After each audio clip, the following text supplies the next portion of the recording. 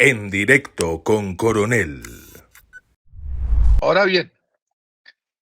no hay duda, y en eso eh, no voy a detenerme, que lo que llevó a esa consideración de esa interpretación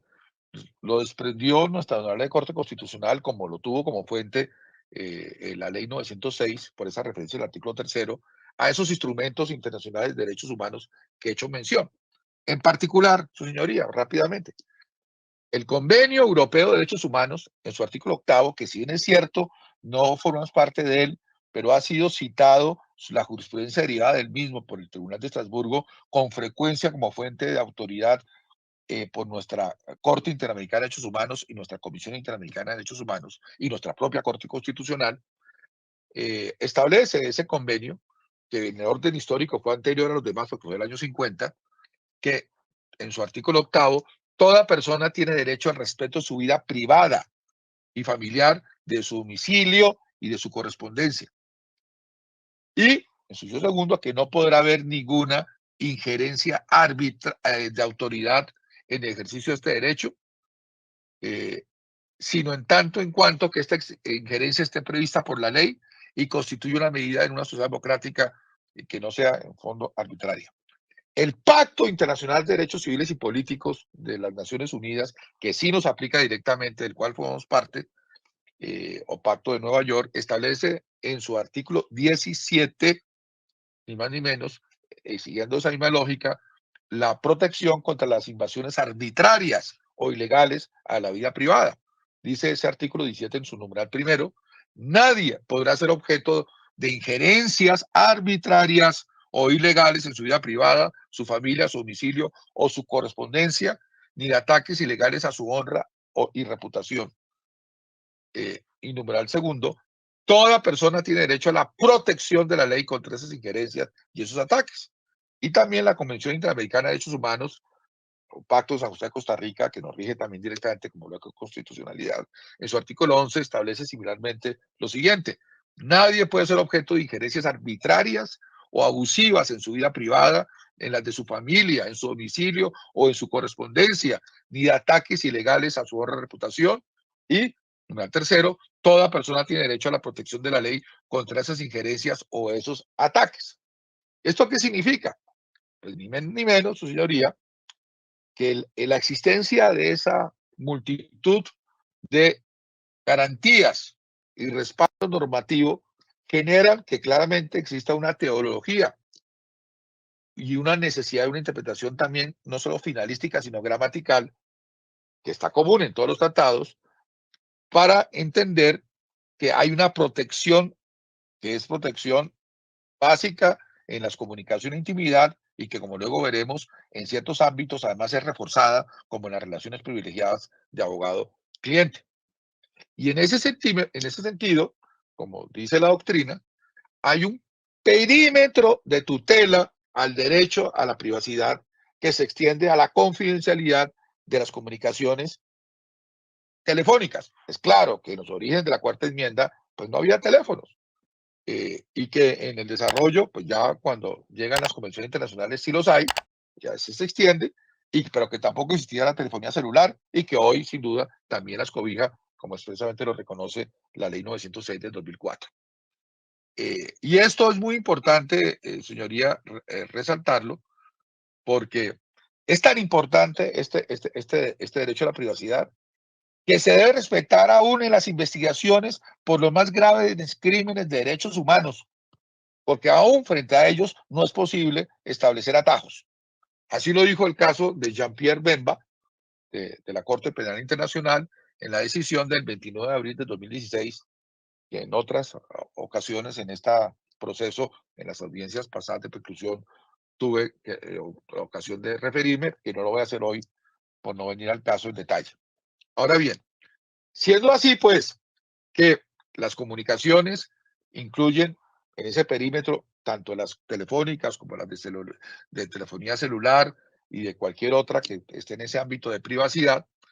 el Tribunal Europeo de Derechos Humanos los ha reconocido con un carácter fundamental, y que no puede haber, si hay una interceptación telefónica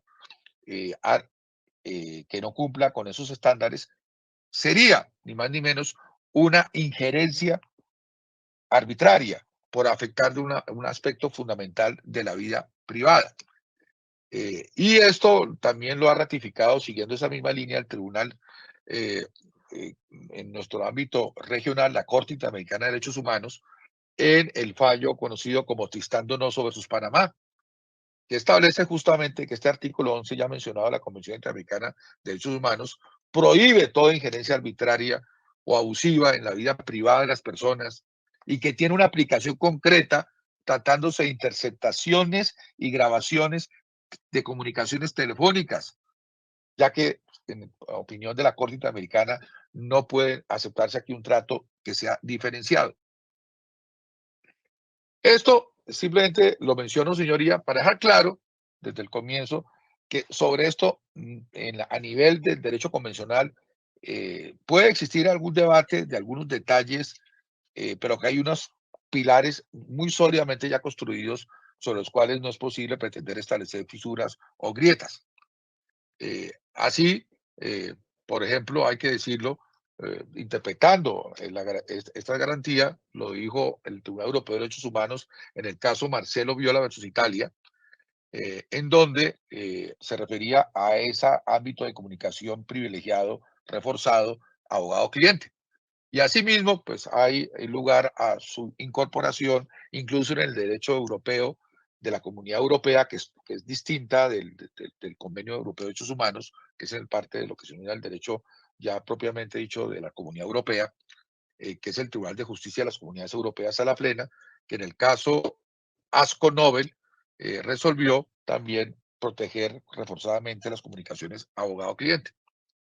¿Todo ello para qué? Para reconocer que es claro que en general hay ese reconocimiento de las garantías de la intimidad, de la privacidad, pero que además en el ámbito de la relación abogado-cliente tiene un carácter reforzado, como se desarrolla, entre otros, en ese derecho convencional, el artículo 8 de la Convención Americana de Derechos Humanos, que establece, entre otras cosas, en su numeral segundo literal de lo siguiente: toda persona tiene derecho aquí al derecho del inculpado de defenderse personalmente o de ser asistido por un defensor de su elección y de comunicarse libre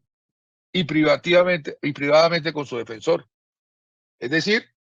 que esta protección reconocida en el ámbito interamericano, que también es propio del ámbito global del Pacto de Derechos Civiles y Políticos de Naciones Unidas, lo que establece ni más ni menos es a la posibilidad de disponer de esa asistencia de abogado que implica obviamente la comunicación con él y la comunicación que se da antes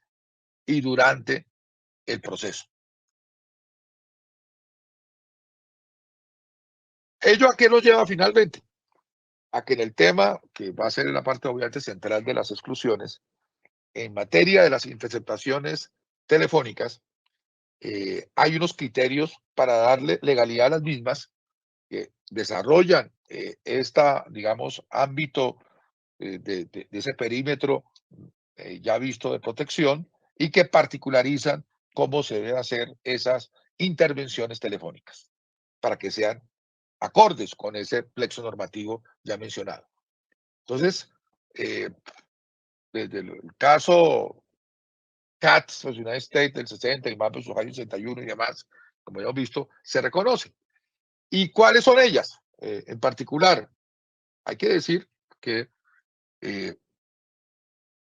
primer lugar, se requiere la existencia de una orden. Y este es un tema, su señoría, que no se puede dejar de resaltar. Porque